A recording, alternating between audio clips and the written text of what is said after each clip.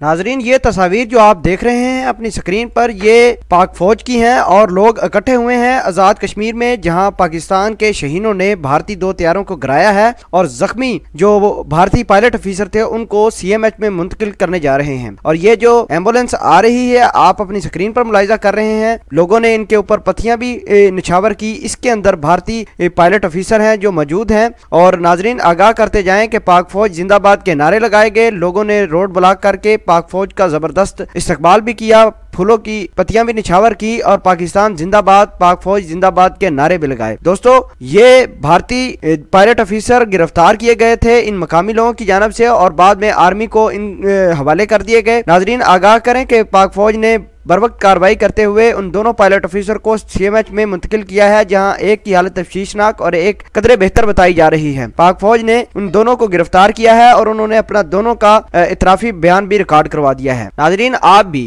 पाक फौज जिंदाबाद, पाकिस्तान जिंदाबाद का नारा लगाकर कमेंट सेक्शन में जवाब जरूर देना। जज़ाकल्लाह।